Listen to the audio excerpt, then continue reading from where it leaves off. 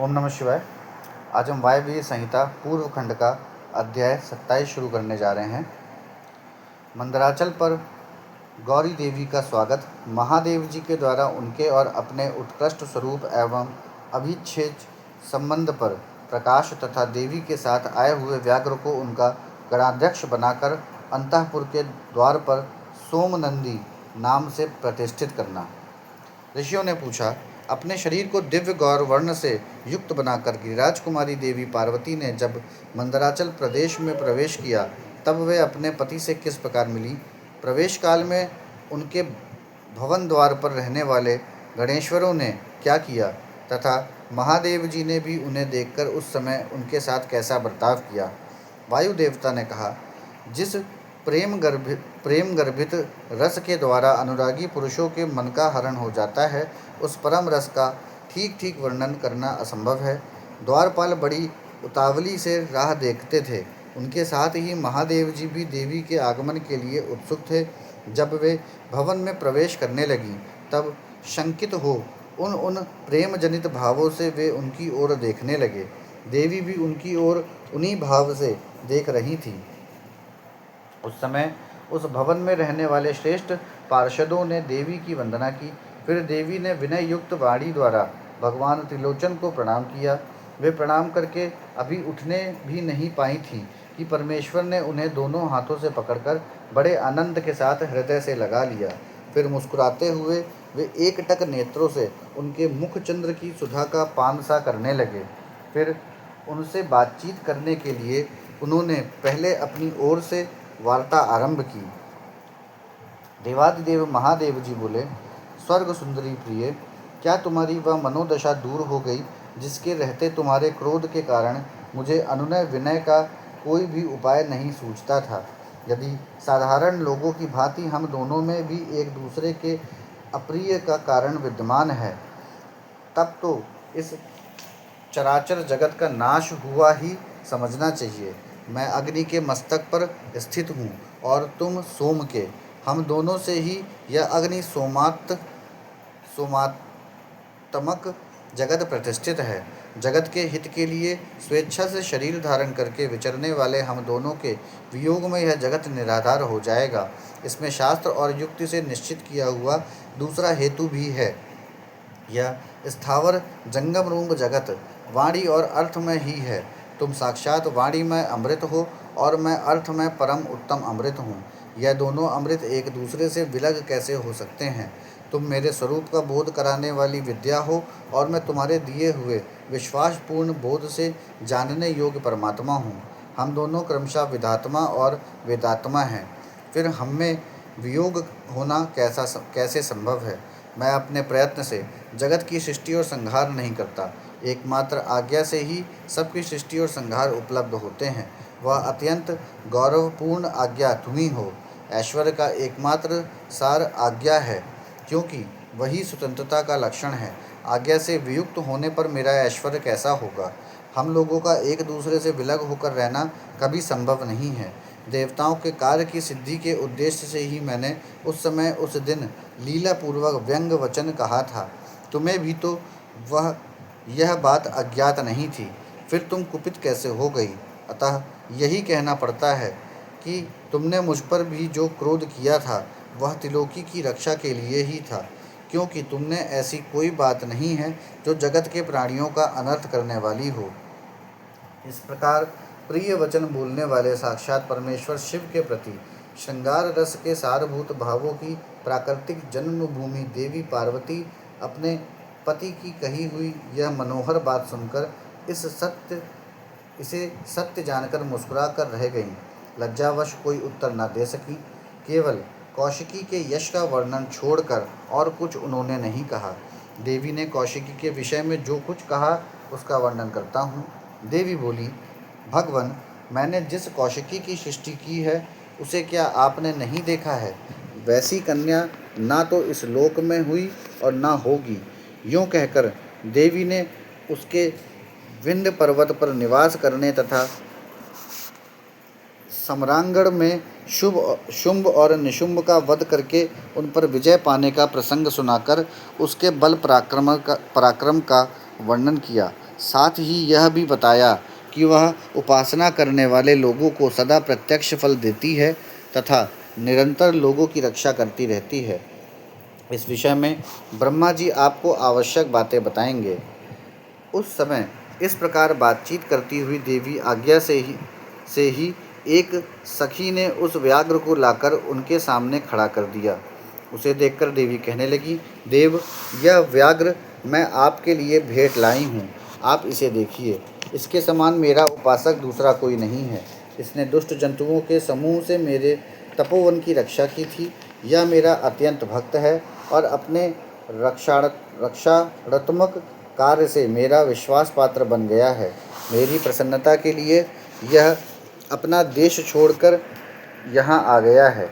महेश्वर, यदि मेरे आने से आपको प्रसन्नता हुई है और यदि आप मुझसे अत्यंत प्रेम करते हैं तो मैं चाहती हूँ कि यह नंदी की आज्ञा से मेरे अंतःपुर के द्वार पर अन्य रक्षकों के साथ उन्हीं के चिन्ह धारण करके सदा स्थित रहे। वायुदेव कहते हैं, देवी के इस मधुर और अंततोगत्वा प्रेम बढ़ाने वाले शुभ वचन को सुनकर महादेव जी ने कहा, मैं बहुत प्रसन्न हूँ। फिर तो वह व्याघ्र उसी क्षण लचकती हुई सुवर्ण जटित बेंत की छड़ी, रत्नों से जटित विचित्र कवच, सर्प की सी आकृति वाली छुरी तथा रक्षकोचित वेश धारण किए गणाध्यक्ष के पद पर प्रतिष्ठित दिखाई दिया। उसने उमा सहित महादेव और नंदी को आनंदित किया था, इसीलिए सोमनंदी नाम से विख्यात हुआ। इस प्रकार देवी का प्रिय कार्य करके चंद्राधर भूषण महादेव जी ने उन्हें रत्न भूषित दिव्य आभूषणों से भूषित किया।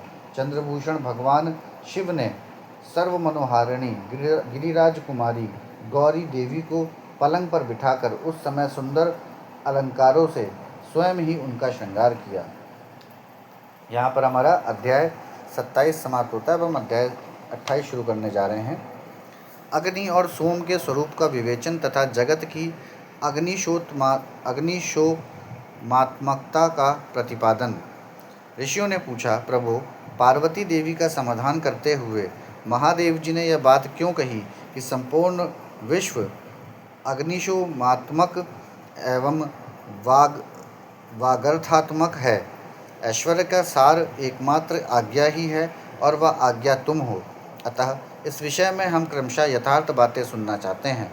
वायुदेव बोले, महर्षियों, रुद्रदेव का जो घोर तजोमय शरीर है उसे अग्नि कहते हैं और अमृतमय सोम शक्ति का स्वरूप है। क्योंकि शक्ति का शरीर शांति कारक है, जो अमृत है वह प्रतिष्ठा नामक कला है और जो तेज है वह साक्षात विद्या नामक कला है। संपूर्ण सूक्ष्म भूतों में वे ही दोनों रस और तेज हैं। तेज की वृत्ति दो प्रकार की है, एक सूर्य रूपा है और दूसरी अग्नि रूपा।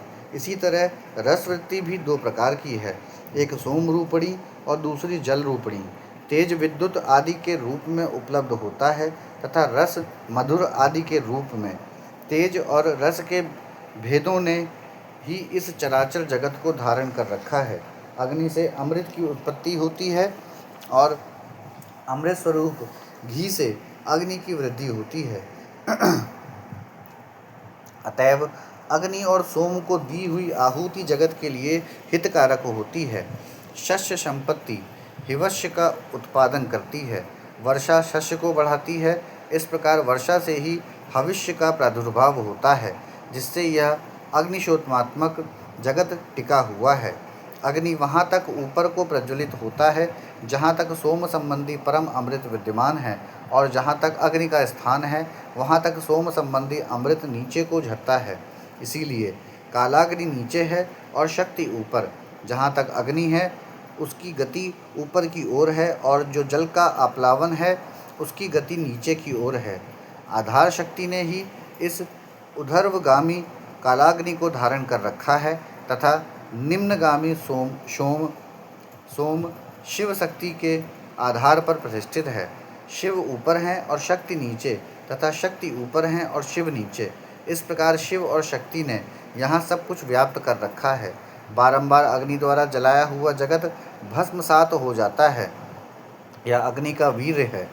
भस्म को ही अग्नि का वीर कहते हैं।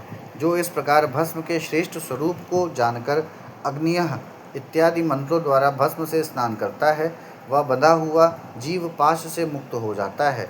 अग्नि के वीर रूप भस्म को सोम ने आयुग युक्ति के द्वारा फिर आप्लावित किया, इसीलिए वह प्रकृति के अधिकार में चला गया। यदि योग युक्ति से शाक्त अमृत वर्षा के द्वारा उस भस्म का सब ओर आप्लावन हो तो वह प्रकृति के अधिकारों को निवृत्त कर देता है। अतः इस तरह का अमृत प्लावन सदा मृत्यु पर विजय पाने के लिए ही होता है।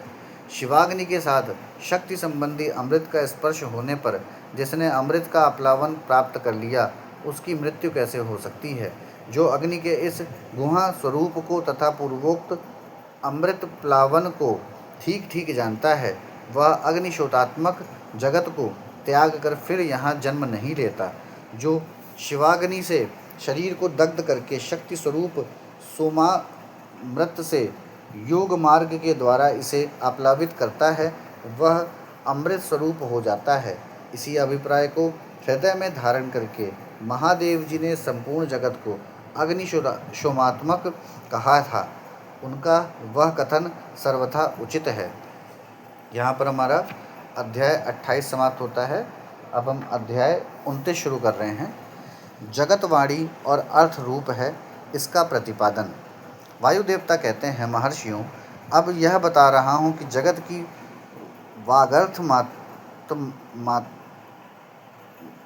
वागर्थमात्मकता की सिद्धि कैसे की गई है।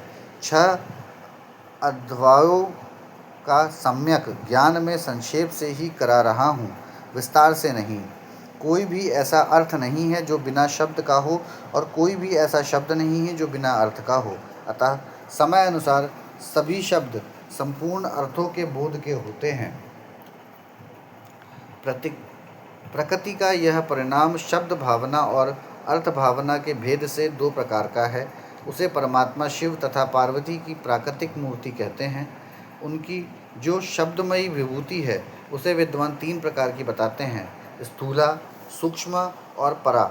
स्थूला वह है जो कानों को प्रत्यक्ष सुनाई देती है, जो केवल चिंतन में आती है वह सूक्ष्मा कही गई है, और जो चिंतन की भी सीमा से परे है उसे परा कहा गया है। वह शक्ति स्वरूपा है, वही शिव तत्व के आश्रित रहने वाली पराशक्ति कही गई है। ज्ञान शक्ति के संयोग से वही इच्छा की उपोद बलिका होती है। वह संपूर्ण शक्तियों की समिष्ट रूपा है। वही शिव शक्ति तत्व के नाम से विख्यात हो समस्त कार्य समूह की मूल प्रकृति मानी गई है। उसी को कुंडलिनी कहा गया है। वही विशुद्ध ध्वरा पर माया है।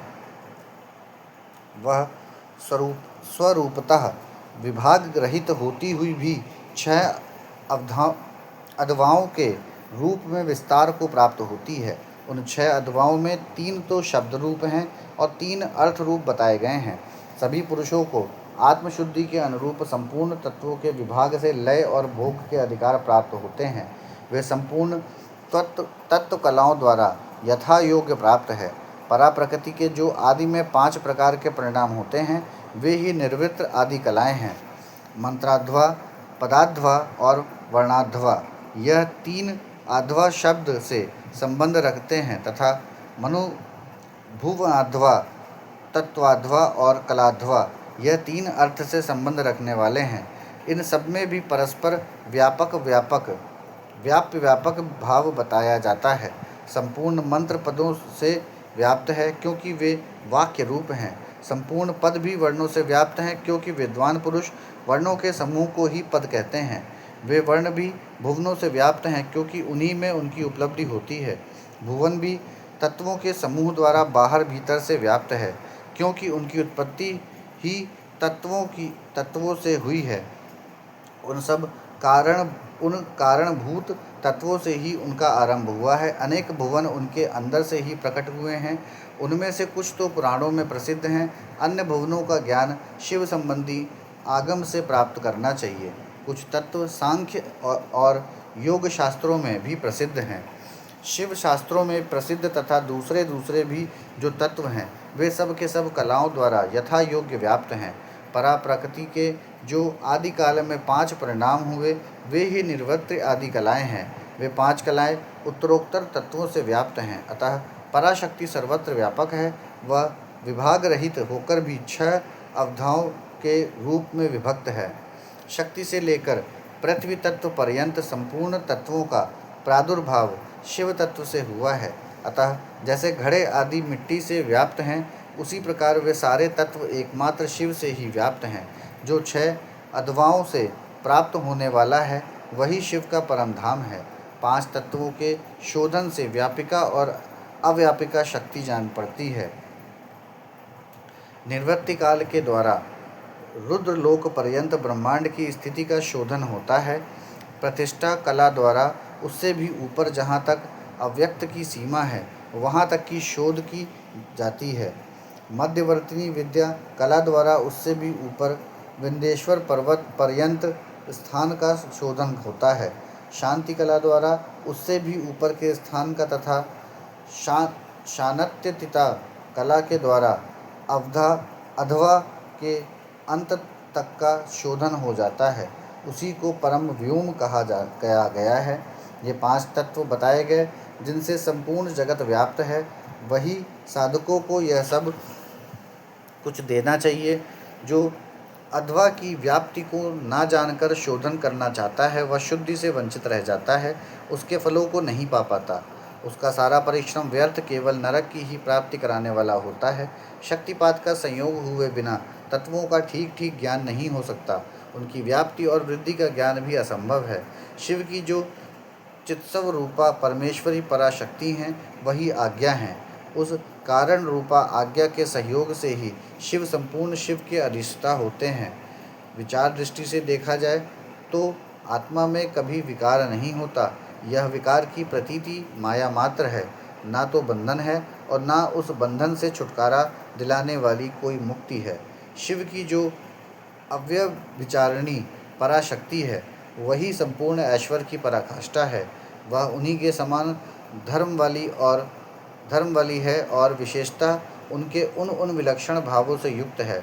उसी शक्ति के साथ शिव गृहस्थ बने हुए हैं और वह भी सदा उन शिव के ही साथ उनकी गृहिणी बनकर रहती है।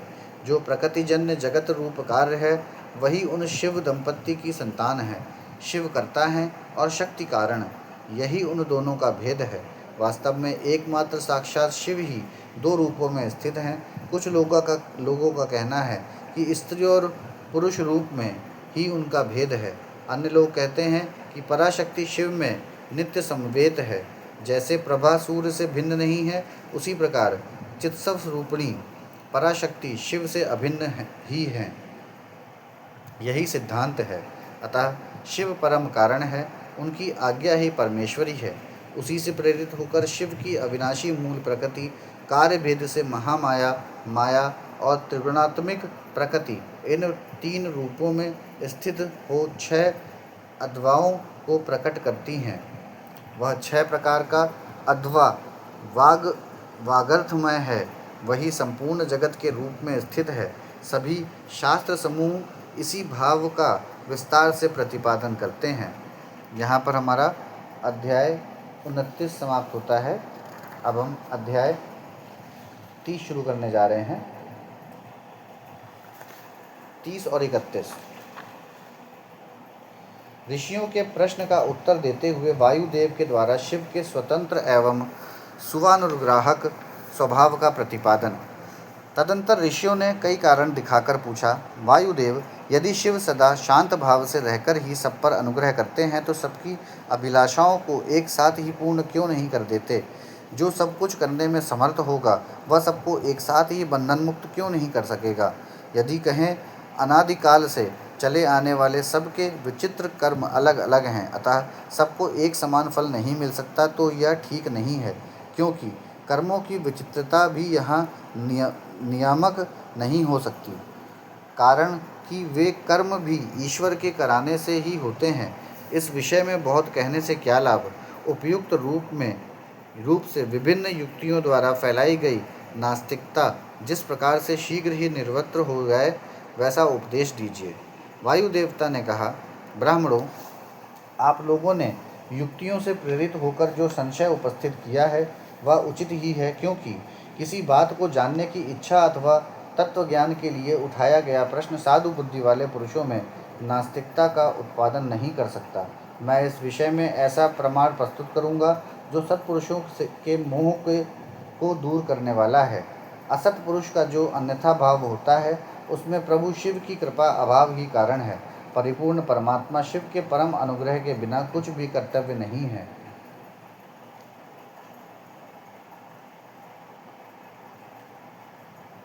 ऐसा निश्चय किया गया है। परानुग्रह कर्म में स्वभाव ही पर्याप्त है, अन्यथा निस्वभाव पुरुष किसी पर भी अनुग्रह नहीं कर सकता। पशु और पाश रूप सारा जगत ही पर कहा गया है, वह अनुग्रह का पात्र है। पर को अनुग्रहित करने के लिए पति की आज्ञा का समन्वय आवश्यक है। पति आज्ञा देने वाला है, वही सदा सब पर अनुग्रह करता है। उस अनुग्रह के लिए ही आज्ञा रूप अर्थ को स्वीकार करने पर शिव परतंत्र कैसे कहे जा सकते हैं। अनुग्रह ग्राह की अपेक्षा न रखकर कोई भी अनुग्रह सिद्ध नहीं हो सकता, अतः स्वतंत्र शब्द के अर्थ की अपेक्षा न रखना ही अनुग्रह का लक्षण है। जो अनुग्रह है वह परतंत्र माना जाता है, क्योंकि पति के अनुग्रह के बिना उसे भोग और मोक्ष की प्राप्ति नहीं होती। जो मृत्यात्मा है वे भी अनुग्रह के पात्र हैं, क्योंकि उनसे भी शिव की आज्ञा की निवृत्ति नहीं होती। वे भी शिव की आज्ञा से बाहर नहीं हैं। यहाँ कोई ऐसी वस्तु नहीं है जो शिव की आज्ञा के अधीन ना हो। सफल होने पर भी जिसके द्वारा हमें निष्फल शिव की प्राप्ति होती है, उस मूर्ति या लिंग के रूप में साक्षात शिव ही विराज रहे हैं। वह शिव मूर्ति है, यह बात तो उपचार से कही जाती है। जो साक्षात निष्कल तथा परम कारण रूप शिव हैं, वे किसी के द्वारा भी साकार अनुभाव से उपलक्षित नहीं होते, ऐसी बात नहीं है। यह प्रमाणगम्य होना उनके स्वभाव का उपपादक नहीं है। प्रमाण अथवा प्रतीक मात्र से अपेक्षा बुद्धि का उदय नहीं होता। वे परम तत्व के उपलक्षण मात्र हैं, इसके सिवा उनका और कोई अभिप्राय नहीं है। कोई न कोई मूर्ति ही आत्मा का साक्षात उपलक्षण होती है। शिव की मूर्ति है, इस कथन का अभिप्राय यह है कि उस मूर्ति के रूप में परम शिव विराजमान है। मूर्ति उनका उपलक्षण है। जैसे काष्ठ आदि अवलंबन का आश्रय लिए बिना केवल अग्नि कहीं उपलब्ध नहीं होती, उसी प्रकार शिव भी मूर्त्यात्मा में आरूढ़ हुए बिना उपलब्ध नहीं होते। यही वस्तुस्थिति है। जैसे किसी से यह कहने पर कि तुम आग से आग ले आओ, उसके द्वारा जलती हुई लकड़ी आदि के सिवा साक्षात अग्नि नहीं लाई जाती, उसी प्रकार शिव का पूजन भी मूर्ति रूप में ही हो सकता है, अन्यथा नहीं। इसीलिए पूजा आदि में मूर्त्यात्मा की परिकल्पना होती है, क्योंकि मूर्त्यात्मा के प्रति जो कुछ किया जाता है वह साक्षात शिव के प्रति किया गया ही माना गया है। लिंग आदि में विशेषतः आचार विग्रह में जो पूजन कृत्य होता है वह भगवान शिव का ही पूजन है। उन मूर्तियों के रूप में शिव की भावना करके हम लोग शिव की ही उपासना करते हैं। जैसे परमेष्ठी शिव मूर्त्यात्मा पर अनुग्रह करते हैं, उसी प्रकार मूर्त्यात्मा में स्थित शिव हम पशुओं पर अनुग्रह करते हैं। परमेष्ठी शिव ने लोकों पर अनुग्रह करने के लिए ही सदाशिव आदि संपूर्ण मूर्त्यात्माओं को अधिष्ठित अपनी आज्ञा में रखकर अनुग्रहित किया है। भगवान शिव सब पर अनुग्रह ही करते हैं, किसी का निग्रह नहीं करते, क्योंकि निग्रह करने वाले लोगों में जो दोष होते हैं वे शिव में असंभव हैं। ब्रह्मा आदि के प्रति जो निग्रह देखे गए हैं वे भी श्रीकंठ मूर्ति शिव के द्वारा लोकहित के लिए ही किए गए हैं। विद्वानों की दृष्टि में निग्रह भी स्वरूप से दूषित नहीं है। जब वह राग द्वेष से प्रेरित होकर किया जाता है तभी निंदनीय माना जाता है। इसीलिए दंडनीय अपराधियों को राजाओं की ओर से मिले हुए दंड की प्रशंसा की जाती है। यदि साधु की रक्षा करनी है तो असाधु का निवारण करना ही होगा। पहले साम आदि 3 उपायों से असाधु के निवारण का प्रयत्न किया जाता है। यदि यह प्रयत्न सफल नहीं हुआ तो अंत में चौथे उपाय दंड का ही आश्रय लिया जाता है। यह दंडांत अनुशासन लोकहित के लिए ही किया जाना चाहिए, यदि यही उसके औचित्य को परिलक्षित कराता है।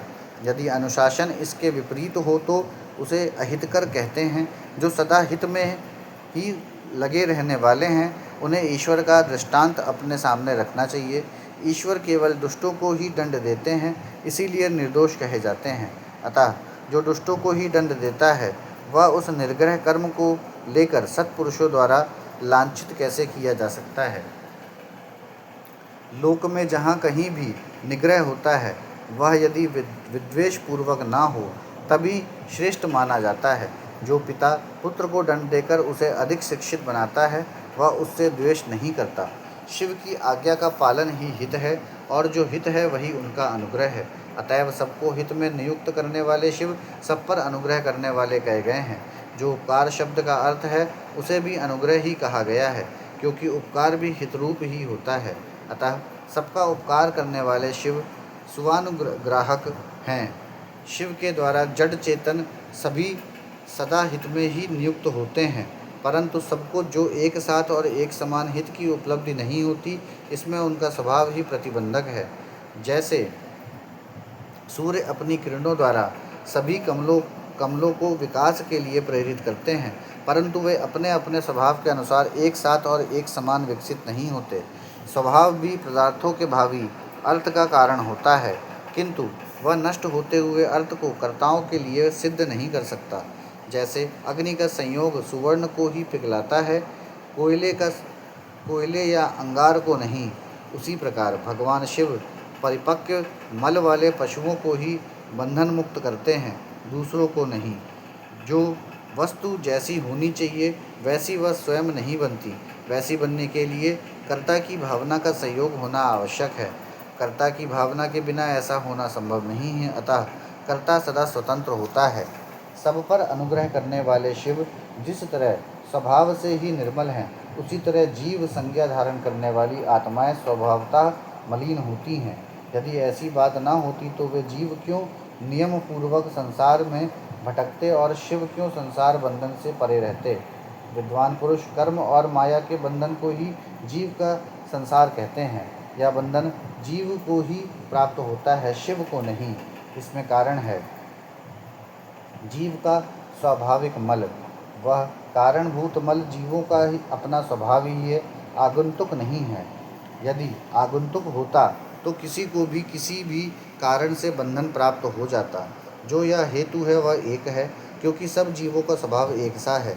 यद्यपि सब में एक सा आत्मभाव है, तो भी मल के परिपाक और अपरिपाक के कारण कुछ जीव बद्ध हैं और कुछ बंधन से मुक्त हैं। बद्ध जीवों में भी कुछ लोग लय और भोग के अधिकार के कारण उत्कृष्ट और निकृष्ट होकर ज्ञान और ऐश्वर्य आदि की विषमता को प्राप्त होते हैं। अर्थात कुछ लोग अधिक ज्ञान और ऐश्वर्य से युक्त होते हैं तथा कुछ लोग कम। कोई मूर्त्यात्मा होते हैं और कोई साक्षात शिव के समीप विचरने वाले होते हैं।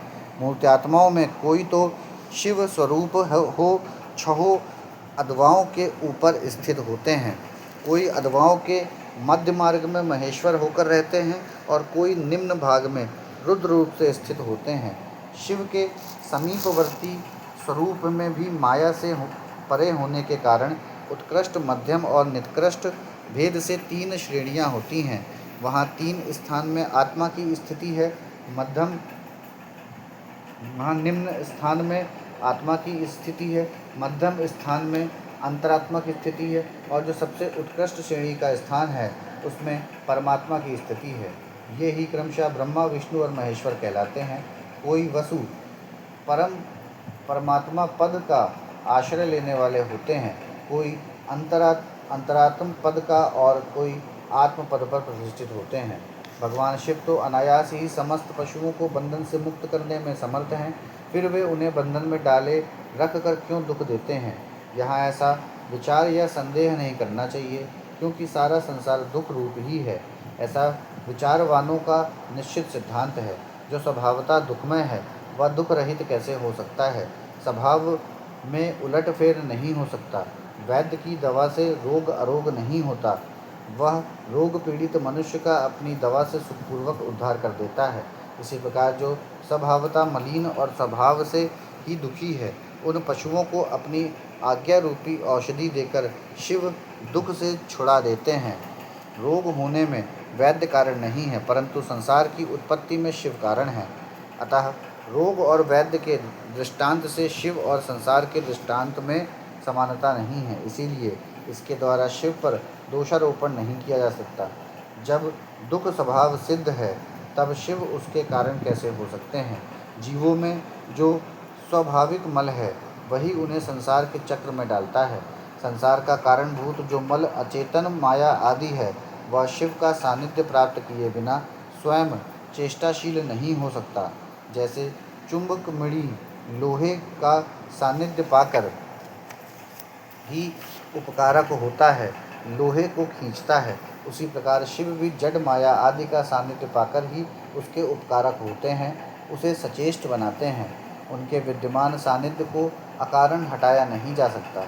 अतः जगत के लिए जो सदा अज्ञात है, वे शिव ही इसके अधिष्ठता हैं। शिव के बिना यहाँ कोई भी प्रवृत्त नहीं होता, उनकी आज्ञा के बिना एक पत्ता भी नहीं हिलता। उनसे प्रेरित होकर ही यह सारा जगत विभिन्न प्रकार की चेष्टाएं करता है, तथापि वे शिव कभी मोहित नहीं होते। उनकी आज्ञा रूपणी जो शक्ति हैं, वही सबका नियंत्रण करती हैं। उसका सब ओर मुख है, उसी ने सदा इस संपूर्ण दृश्य प्रपंच का विस्तार किया है, तथापि उसके दोष से शिव दूषित नहीं होते। जो दुर्बुद्धि मानव मोहवश इसके विपरीत मान्यता रखता है, वह नष्ट हो जाता है।